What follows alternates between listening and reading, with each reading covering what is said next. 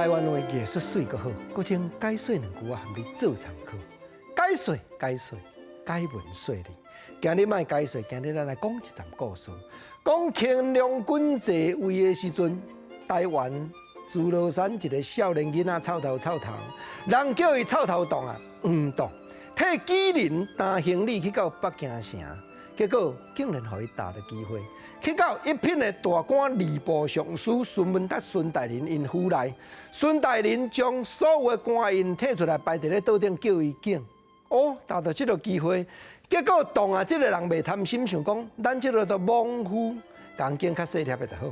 莽夫，这老辈才有讲的台语，国情特别去编大日大书典。日本时代台语书典，就是讲土人的意思。啊，当然，哪有这个机会？煞唔知讲顶几工啊？伊就是因为去到北京城，徛伫咧路边，才对台湾炸起一个文旦油。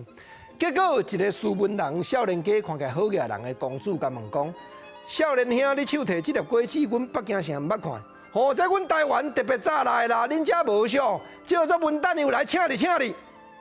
原来，这个少年人毋是干那富贵家的囝儿尔。伊正就是打扮白身、输出丰盛、忧伤恭敬的嘉庆太子，食着文旦油，决定讲要去游台湾。啊，另外又安那交代黄洞一张密帖，讲摕去哦孙文达、孙大人，伊就会甲你栽培、甲你牵成。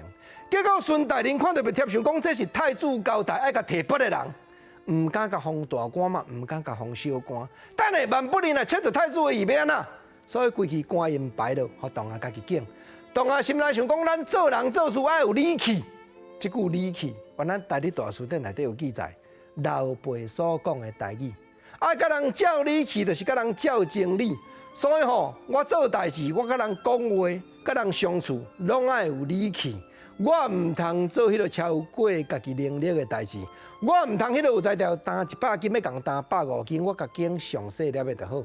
上细粒要敬起来，孙文达大人心内切一个讲，我调啊，煞唔知讲所有做过官的人拢知影啦。那官职愈悬，囡仔愈细粒，编起来看拄啊，甲我平大，我礼部尚书这粒囡仔是礼部尚书的。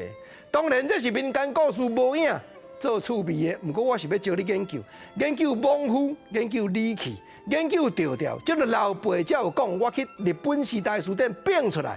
台语的艺术啦。